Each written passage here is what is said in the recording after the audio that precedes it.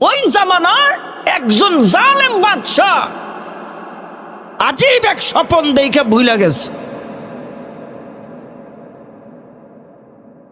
সমস্ত আলেমদেরকে, গণ্যমান্য ব্যক্তিদেরকে ডাইকা বলে,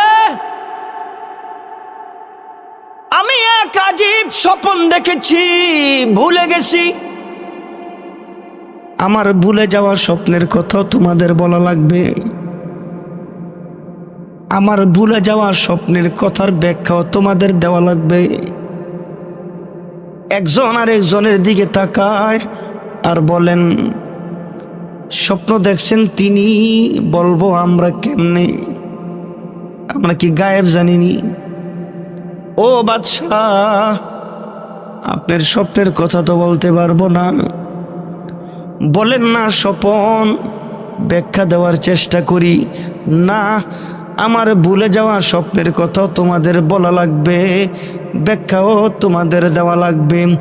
একজন দাঁড়ায়া ডাইকা কয়, বাদশাহ, আমার কাছে একজনের সন্ধান আছে, যেই মানুষটা আপনার ভুলে যাওয়া স্বপ্নের কথাও বলতে পারবে, ব্যাখ্যাও দিতে পারবে। আওয়াজ দিয়া জবান খুইলা জোরে বলেন সুবহানাল্লাহ।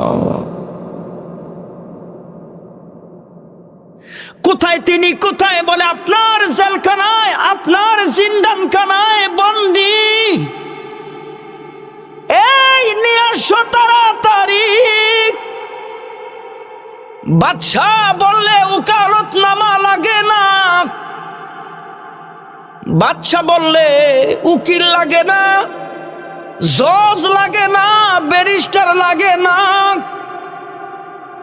এই বাদশারও একজন বাদশাহ আছেন, জমিনের আসল মালিক আছেন, আকাশের আসল মালিক আছেন, গোটা পৃথিবীর আসল মালিক আছেন। মুসলমানের আওয়াজে জবাব খুইলা বলেন না তিনি কে?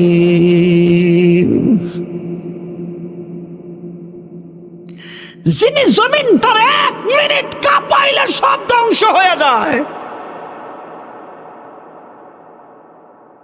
ভূমিকম্প হইছে মাত্র 1 মিনিট। বৈজ্ঞানিকরা লেখেন এটা যদি 10 মিনিট হইতো। এই জমিনের মধ্যে বসে রয়েছেন, হুজুর পাইলিং খুব শক্ত করে দিছি, রড মোটা লাগাইছি, কিচ্ছু হইতো না।